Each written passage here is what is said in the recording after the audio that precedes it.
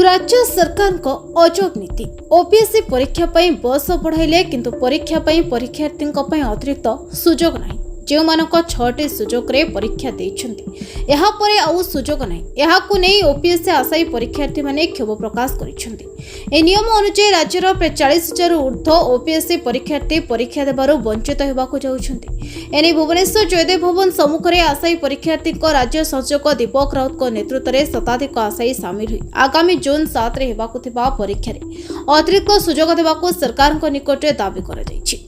कारण छात्र छात्री माने निजर स्वप्न को साकार पाई सरकार को नियम पूरा स्वप्न को धूलिसात कर देउछि। सरकार परीक्षार्थी बयस सीमा 32 ରୁ 42 वर्ष वृद्धि करबा एहाकू स्वागत करूछु किंतु गोटे प्रश्न आज समस्त आशायी पचारुछन्ति जदि सरकारी सिस्टम रे डिले होछि तबे ताहाले आशायी काहेकि दशा भोगिबे बोली प्रश्न करिछन्ति आशायी परीक्षार्थी।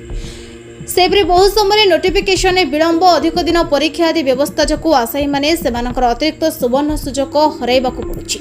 देशर अन्य राज्य मानकरे बयस सीमा पर्यंत परीक्षा देबा पई सुजोग थिबा बेले ओडिसा रे एहार व्यतिक्रम रहिछि तबे एहाकू सरकार विचार को नै तुरंत ए नियम परिवर्तनकारी अतिरिक्त सुजोग देबाकू दाबी जोर धरिछि नचेत आगामी दिन रे हजार हजार छात्र छात्री राजरास्ता को ओह्लाइबाकू चेतावनी दैछन्ते आशायी परीक्षार्थी।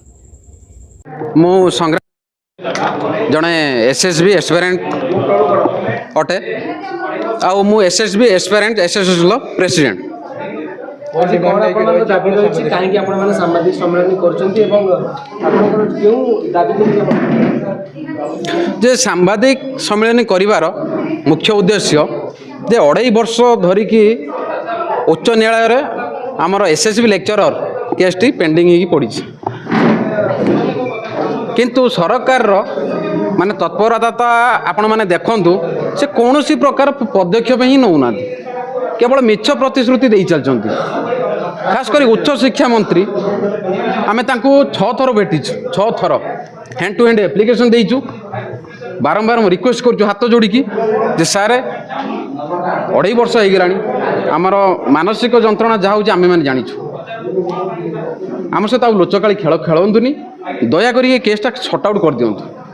आमे हाथ जोड़िकी प्रार्थना करूँ आम भिक्षा मागुनु आमर अधिकार मागुचु जे आपण एग्जामटा कंडक्ट कर दिंतु बाकी आमे आमर निजर दक्षता अनुसार सिलेक्शन हबु किंतु आज्ञा से ही करि पड़ना से निजे एक कथा कहउचंती हाईकोर्ट जो केसटा पेंडिंग ही पड़ी तार समाधान आम करिपरिबुन तार कौन प्रकार उन्नति आम करिपरिबु ना केस विड्रॉ करिवो ना तार समाधान करिवो ना से केस को डेवलपमेंट करिवो से निजे मना करछन किछि करिपरिबुनी किंतु थर्ड अल्टरनेटिव आनि परिवो।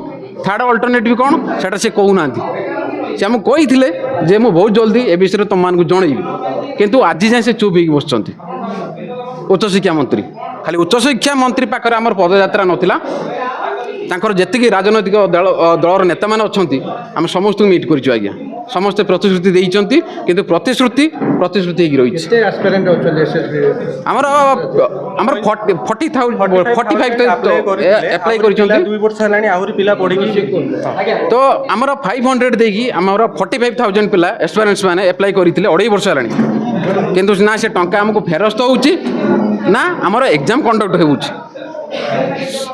एथिपाई आम chief secretary governor president ma'am Dharmendra सार समस्त को मेल ट्वीट फेसबुक इंस्टाग्राम सबू थ्रो आम मेसेज कर स्पीड पोस्ट करूँ जोटा कि आम आपण देखली डॉक्यूमेंट सब अच्छे आम पाखे किंतु कौन प्रकार से पदक्षेप नौना आमर आगामी पदक्षेप जदि आपण मैंने सीरीयस होना सरकार दलर थी भी आम आगामी दिन में आमर विरोधी दल नेता मान आम साहाय्य लड़बू आ सहायता नहीं कि आगामी दिन मे मसरे ना सॉरी मे मस नुह जुलाई मसरे आम राजरास्ता को ओह्लैबू सब विरोधी दल मान सहित मिसिकी आउ विधानसभा धसई बसबू यहाँ आमर प्रतिश्रुति रहा किंतु जेहेतु आम शासक दल शुणुनी आम रिक्वेस्ट कलुणी 2.5 वर्ष है आम बाध्य होगी निरुपाय होगी विरोधी दल नेता मान साहाय्य लड़बू आउ जहाँ किसी पदक्षेप नवा था आम नबू यहाँ सरकार को यहाँ ओपनली चैलेंज रहा आमर एसएसबी एस्पिरेंट्स एसोसिएशन।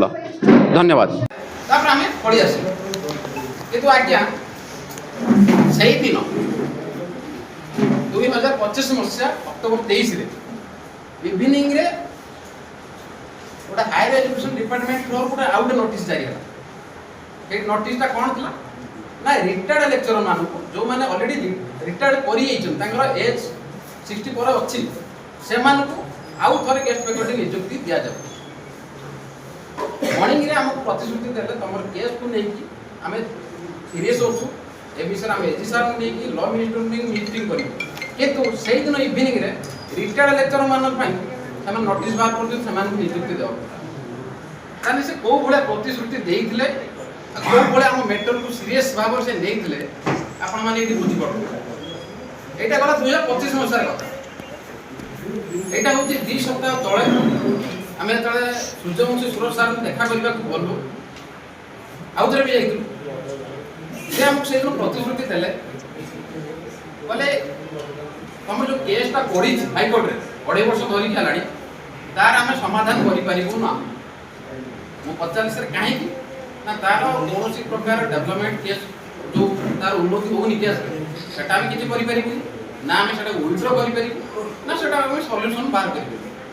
স্যার তার বাট কেমিতি তার কেস সমাধান হব কোন না, আমি অল্টারনেটিভ ওয়ে দেখুছু। স্যার অল্টারনেটিভ ওয়ে কোন না, অল্টারনেটিভ ওয়ে তোমাকে বহুত জলদি জনা নেই, বহুত জলদি কইকি 2 সপ্তাহ হয়ে গলানি, আজি যাই সে অল্টারনেটিভ ওয়ে কইলে নাই। কিন্তু ये मैटर को नहीं आमे खाली सूर्यवंशी सूरज सार नुह ल मिनिस्टर को एप्लिकेशन देइछु। एटा होती तार प्रमाण हैंड टू हैंड 3 थर देइछु ल मिनिस्टर को। भुवनेश्वर अक्षय दास का रिपोर्ट, युवा समय।